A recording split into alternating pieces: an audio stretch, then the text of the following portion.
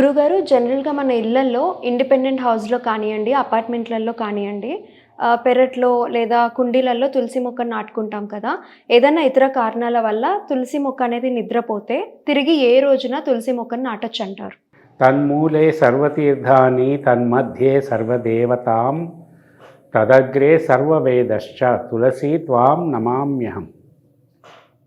తన్మూలే సర్వతీర్థాని అంటే తన మూలములో సర్వతీర్థములను, తీర్థక్షేత్రాలను, తన్మధ్యే సర్వదేవతాం తన మధ్య భాగములో అందరు దేవతలను, తదగ్రే సర్వవేదశ్చ తన అగ్రభాగంలో సర్వవేదాలను నిలుపుకుంటున్నటువంటి ఓ తులసి నీకు నమస్కారం అని దీని అర్థం.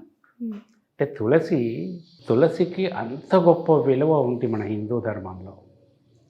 తులసి మొక్క ఇటువంటి తులసి కూడా ఇట్ ఇస్ బొటానికల్ మొక్క, ప్రకృతి సిద్ధమైనటువంటి అన్ని మొక్కలకి వర్తిస్తాయి.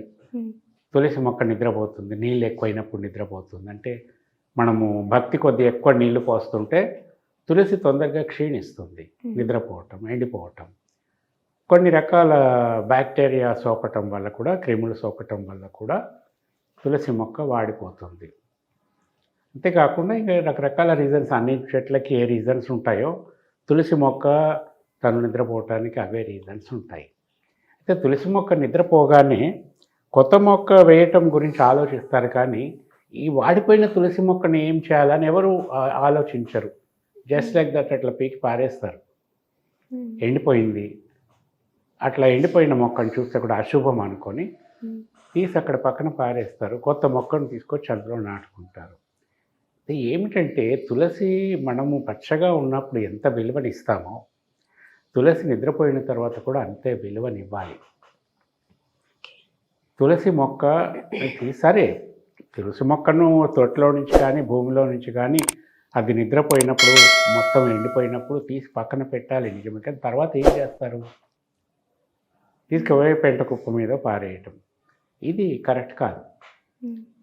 తులసి మొక్క ఔషధీయ గుణమైంది. అది ఎండిపోయినా సరే దాంట్లో ఔషధీయ గుణాలు ఉంటాయి. ఆ తులసిని ఏ విధంగా ఉపయోగించాలో ఔషధాలు చేసే వాళ్ళకి తెలుసు. అట్లా ఔషధాలు చేసేవాళ్ళు అంటే ఊళ్ళల్లో ఉన్నప్పుడు పాతకాలంలో ఆయుర్వేద ఔషధాలు ఇవన్నీ చేసుకునే వాళ్ళు ఉంటారు. ఈ తులసి మొక్క ఎక్కడైనా ఎండిపోతే తీసుకుపోయి వాళ్ళకి ఇస్తే దాన్ని ఏ విధంగా ఔషధంగా వాడాలో వాళ్ళకి తెలుసు. ఇప్పుడు అదంతా లేదు. అందుకని తులసి మొక్క, ఈ ఎండిపోయినటువంటి తులసి మొక్క కాడలు ఇవన్నీ కూడా మనము ఎక్కడైనా సరే హోమం జరుగుతుంటే ఆ హోమంలో సమిధలుగా వీటిని సమర్పించడానికి తీసుకెళ్ళి ఇవ్వచ్చు. అది ఉత్తమమైన పద్ధతి. అట్లా కానప్పుడు ఎక్కడైనా ధుని ఉంటుంది, ధుని వెలుగుతూ ఉంటే అంటే అగ్నికి సంబంధించిన విషయం, ఆ ధునిలో తీసుకెళ్ళి వీటిని సమర్పించవచ్చు. లేదా తీసుకెళ్ళి ఎక్కడైనా ప్రవాహంలో వదిలేయచ్చు, నీళ్ళల్లో. ఇట్లా చేయాలి, కానీ అట్లా తీసి పెంటకుప్ప మీద పారేయకూడదు. ఇలా చేయటం వల్ల మంచి జరుగుతుంది. చేసిన వాళ్ళకి తప్పకుండా మంచి వైబ్రేషన్స్, వాళ్ళకు ఉండే వైబ్రేషన్స్లో పాజిటివ్ వైబ్రేషన్స్ ఇంప్రూవ్ అవుతాయి డెఫినెట్లీ. హోమం చేసే దగ్గర వాళ్ళు హోమానికి అటెండ్ అయ్యి అక్కడ కూర్చొని హోమ ఫలితం తీసుకున్నా తీసుకోకపోయినా కనీసం వీటిని ఇవ్వటానికి వెళ్ళి అక్కడ సమర్పించేసి వచ్చినా చాలు. ఈ రోజు అంతా ఎవ్రీబడి థింక్స్ అబౌట్ టైం. హోమం దగ్గర వెళ్ళి దీనికోసం ప్రత్యేకంగా కూర్చొని అంత టైం స్పెండ్ చేయటం ఎవరికి తెలుసు? చేసేవాళ్ళే ఎక్కువ కూర్చోవట్లేదు. కూర్చునే వాళ్ళు కూర్చుంటారు, బట్ ఇన్ జనరల్ నేను చెప్తున్నాను. అందుకని కనీసం ఈ ఒక్క పని కోసమైనా వెళ్ళి అక్కడ సమర్పించి కానీ ఏదైనా దుణిలో కానీ వేసి కానీ ఎక్కడ నీళ్ళల్లో కానీ విసర్జించి కానీ వస్తే చాలా మంచిది. అది ఒకటి. తర్వాత మళ్ళీ కొత్త మొక్కను వేసుకోవటానికి, ఇప్పుడు కొత్త మొక్కని మనం ఒకవేళ కొత్త తొట్టిలో వేసుకున్నట్లయితే తప్పకుండా మీరు కొత్త తొట్టి మట్టిదే తీసుకురావాలి, సిమెంట్ది కాదు. ప్లాస్టిక్ది వద్దు. మట్టివి గట్టిగా లేదు, సిమెంటే తీసుకోవాలి తప్పదనుకున్నప్పుడు ఇంకా తప్పదు. కోట పెట్టడం పద్ధతి వేరు, తొట్లో పెట్టుకునే పద్ధతి వేరు, ఒక ప్లాట్ఫారం కట్టి దానిపైన పెట్టుకునే పద్ధతి వేరు.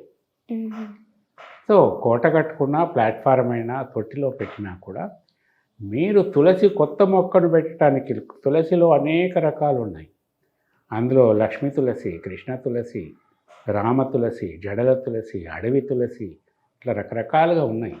ఇందులో ముఖ్యమైనవి లక్ష్మీ తులసి, కృష్ణ తులసి.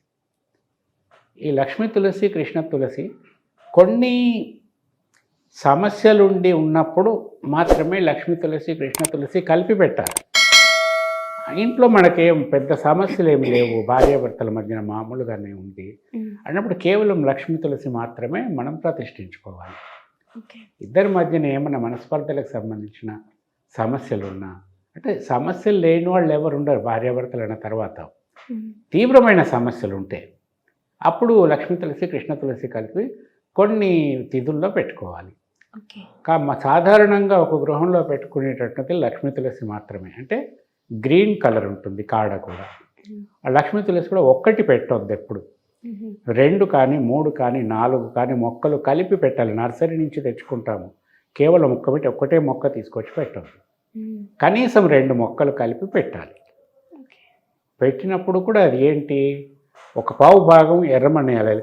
తులసిని ఎప్పుడు కూడా ఎర్రమన్న మాత్రమే వేయాలి, వేరే మట్టి వేయకూడదు. ఒక పావు భాగం ఎర్రమన్నేసి ఆ తొట్టిలో మళ్ళీ ఈ మొక్కలు పెట్టేసి మిగతా 3/4 భాగం ఎర్రమన్నతో నింపేయాలి, ఎరువులు వేయకూడదు. ఇది ఎప్పుడు చేయాలి, చంద్రుడు బలంగా ఉన్నప్పుడు చేయాలి. చంద్రుడు బలంగా ఎప్పుడు ఉంటాడంటే మనకి అమావాస్య తర్వాత సప్తమి నుండి పౌర్ణమి వరకు బలంగా ఉంటాడు, పెరుగుతూ పోతాడు చంద్రుడు. మళ్ళీ పౌర్ణమి నుండి మళ్ళీ సప్తమి వరకు చంద్రుడు బలంగా ఉంటాడు కానీ తగ్గుతూ పోతాడు. ఈ అమావాస్య తర్వాత సప్తమి నుండి పౌర్ణమి తర్వాత సప్తమి వరకు 15 రోజులు టైము. ఇప్పుడు చంద్రుడు బలంగా ఉండే సమయం. ఈ సమయంలో అష్టమి వదిలేయాల, శనివారం వదిలేయాలి. ఈ అష్టమి, శనివారం ఈ తిథులు, ఈ వారాలు వదిలేసి ఎప్పుడైనా సరే మనం చక్కగా తులసిని ప్రతిష్ఠించుకోవచ్చు. తులసిని ప్రతిష్ఠించుకున్న తర్వాత ఆ తులసి దళాలు తూర్పు గోడకు తగిలేటట్టు ఉండాలి. తూర్పు ప్రహారీ గోడ కానీ కాంపౌండ్ వాల్ కానీ ఏదన్నా ఉంటుంది కదా, ఈ పెరుగుతున్నప్పుడు ఈ తులసి దళాలు అన్నవి తూర్పు గోడకు తగిలేటట్టు ఉండాలి. అది దక్షిణంలో పెడితే దక్షిణం గోడను తగిలేటట్టు ఉండాలి. పడమరలో పెడితే పడమర కాంపౌండ్ వాళ్ళకి కానీ బాల్కనీకి కానీ తగిలేటట్టు ఈ దళాలు తగలాలి, కోట కాదు.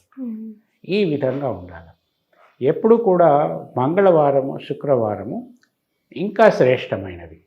తిథి వారాలతో పాటు మంగళవారం, శుక్రవారం ఈ రెండిట్లో పెట్టుకుంటే ఇంకా మంచిది. ఎక్కువ నీళ్లు పోయొద్దు నాటిన వెంటనే. సో ఈ కొత్త పాట్ కొనుక్కురావటం కూడా మంగళవారం కానీ శుక్రవారం నాడు కానీ చేయాలి. అంటే మంగళవారం పొద్దున్నే తీసుకొచ్చి మనం సాయంత్రం చెట్టు నాటేయచ్చు ఇట్లా. సో ఇవన్నీ కూడా చాలా అద్భుతమైన ఫలితాలు ఇస్తాయి.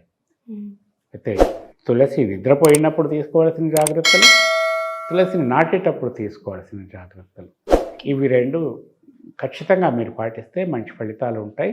ఇంకొక ముఖ్యమైన విషయం ఏంటంటే తులసికి ఎప్పుడు కూడా ఎరువులు వేయద్దు. ఈ కూరగాయలు కడిగిన నీళ్ళు, బియ్యం కడిగిన నీళ్ళు ఇవన్నీ బాగా విటమిన్స్ ఉంటాయండి. తులసి బాగా మొలుస్తుందని ఈ నీళ్ళు కూడా పోస్తూ ఉంటారు, అట్లా చేయొద్దు. కేవలం మంచినీళ్ళు మాత్రమే పోయాలి తులసికి. ఈ కోడిగుడ్ల సొన ఇవన్నీ కూడా మిగతా చెట్లతో పాటు వీటికి వేస్తారు, ఎరువులు కూడా వేస్తుంటారు. ఇవన్నీ వేయకూడదు. ఎరువులు అంటే బయాలజికల్ ఎరువులు ఉంటాయి, ఇప్పుడు బయట మామూలుగా టాబ్లెట్స్ లాగా దొరుకుతాయి, అట్లాంటి ఎరువులు కూడా ఉంటాయి. ఈ బయాలజికల్ ఎరువులు వేయకూడదు. ఈ టాబ్లెట్స్ రకంగా దొరికేవి కొంతవరకు బెటర్, కానీ ఈ ప్రకృతి సిద్ధమైన ఎరువులు మాత్రం తులసికి వేయద్దు. ఈ జాగ్రత్తలు తీసుకుంటే తప్పకుండా బాగుంటుంది. చూడండి, తులసి ఎప్పుడైనా నిగనిగలాడుతూ పచ్చగా ఉన్నప్పుడు it is giving a communication that we're going to get better results. అది కొంచెం వాడిపోయి కళాహీనంగా తయారవుతున్నది అంటే మనకి ఏదో ఇండికేషన్ ఇస్తుంది. We must be little careful. ఒక్కోసారి నీళ్లు పోయకపోయినా సరే తులసి వాడిపోతుంది, ఒక్కరోజు నీళ్ళు పోయకపోయినా వాడిపోతుంది. సో దట్ డజంట్ సిమ్టమ్, ఆ సిమ్టమ్ కాదు నేను చెప్పేది. సో రోజు ఎక్కువ నీళ్ళు పోయొద్దు, తగిన పరిమాణంలో నీళ్ళు పోసి చక్కగా పెంచుకుంటే అది చక్కగా పెరుగుతున్నంతకాలం మనకు మంచి ఫలితాలు ఉంటాయి.